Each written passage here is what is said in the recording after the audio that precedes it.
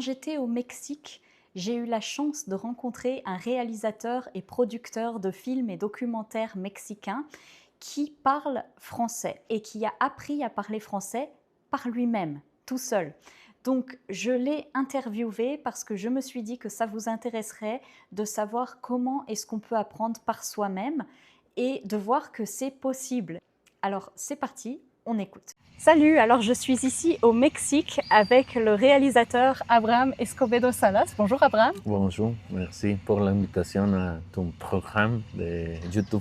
Je t'en prie, je suis ravie de t'avoir ici. Alors dis-nous d'abord, est-ce que tu peux te présenter? Oui, je suis Abraham, comme elle a dit. Je suis mexicain, je suis un producteur et réalisateur de documentaires et fiction. Je suis né à Zacatecas, mais j'habite à Guadalajara. Aujourd'hui, je suis dans les productions d'un part de projets documentaires et un script de fiction pour les industries du film. Oh, on a hâte de voir ça alors. Et alors dis-moi, tu parles très bien français. Où est-ce que tu as appris le français et pourquoi est-ce que tu as appris le français? J'habite pour 2 ans dans Bruxelles, Belgique. Donc j'ai pratiqué, j'écoute, j'apprends dans la vie. Et avant, j'avais des bases de français autodidacte. Ah oui, tu es autodidacte? Oui, mais avec les vidéos de YouTube ou les livres de dictionnaires de français basique. Ça, c'est excellent, c'est très bon à savoir pour toi si tu es apprenant ou apprenante de français. Tu vois, on a l'exemple parfait là qui nous montre que sur YouTube, c'est une mine d'or pour apprendre des choses. Et donc, tu peux vraiment suivre des créateurs, créatrices qui font du contenu en français, apprendre les bases et ensuite la clé c'est d'aller vivre dans un pays comme Abraham, donc qui est allé vivre à Bruxelles, et là une fois qu'on est exposé à la langue et qu'on n'a pas le choix, eh bien on parle. Excellent. Plus ou moins. Mais donc j'ai allé à Belgique parce que j'étudiais un master de film, de direction de film. Mais la master, c'est dans anglais. Mais la vie, c'est plus mixte. Okay. C'est un peu compliqué de pratiquer français dans Bruxelles parce qu'il y a une ville plus internationale, plus cosmopolite. Et beaucoup de langues. Et la majorité de la personne est que parler anglais. Oui. Et c'est plus facile pour tout de manager. De communiquer. De communiquer dans un unique language. Bien sûr. Et ouais, c'est l'anglais que c'est l'idiome universel pour le moment. Et c'est ce que tu me disais, que c'était un peu frustrant d'ailleurs, parce que tu essayais de communiquer en français et on te répondait en anglais ou en espagnol.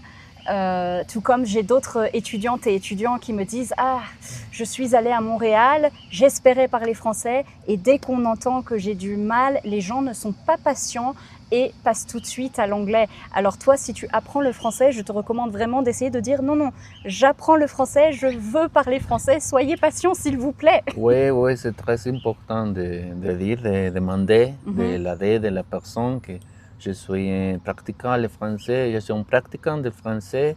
Et si vous voulez parler très lentement pour moi, s'il vous plaît. Non, changez pour l'anglais. Parce que c'est l'unique manière que nous va réellement de connaître si notre niveau de français c'est suffisant pour la vie et pour le travail. Oui. Parce que j'ai aussi fait à coproduction Mexique-Belgique. Et la productrice Julie Frère, il a de la francophonie part de Belgique, c'est la part wallonnée. Et ouais, les langues principales, c'est le français. Et je devais comprendre la communication en général. Oui, la communication de base. De base, oui.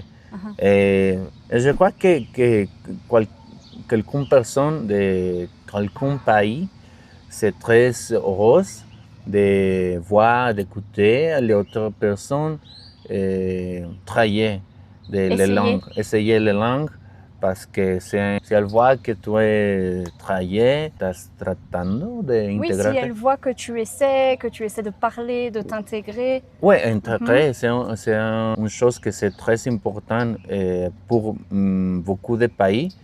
Quand tu es habitant Mhm. temporal ou résident Ouais.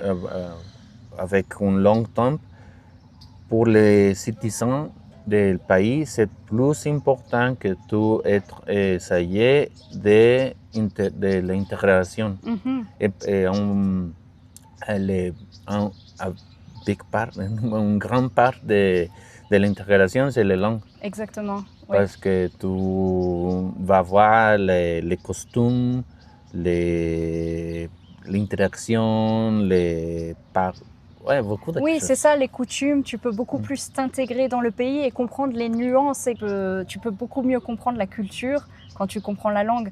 Donc c'est vrai que je crois que l'anglais, oui, c'est la langue universelle.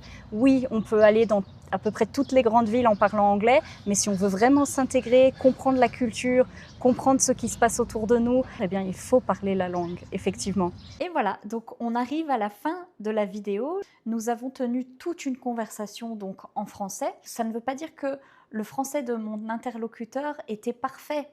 Loin de là.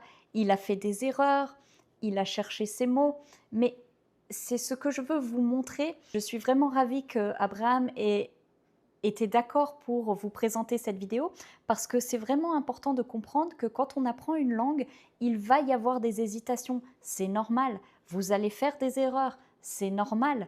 Et donc, il n'y a qu'en se lançant et qu'en essayant qu'on peut s'améliorer. Et Abraham en parle dans la vidéo. Il explique comment est-ce que on peut s'améliorer si on ne parle pas, si on ne pratique pas. Donc, dès qu'on est exposé à la langue, dès qu'on vit dans un pays où on a l'occasion de parler, eh bien, il faut absolument parler, même en faisant des erreurs, même en se trompant, même en hésitant. Ce n'est pas grave. Le tout, c'est de se lancer et plus on pratique, plus on s'améliore, évidemment. Je ferai également certainement une vidéo dans laquelle je vais corriger Abraham. Donc, il a fait des petites erreurs et je vais les corriger parce que ce sont des erreurs que tous les apprenants et toutes les apprenantes font et c'est normal. Ça vous permettra également de voir quel type d'erreur est-ce qu'on fait quand on apprend et comment les éviter. J'espère que ça vous a plu, que ça vous a inspiré, que vous allez maintenant oser pratiquer et oser parler. N'hésitez pas à laisser vos commentaires et on se revoit bientôt dans une prochaine vidéo. Merci et à bientôt sur French Ready.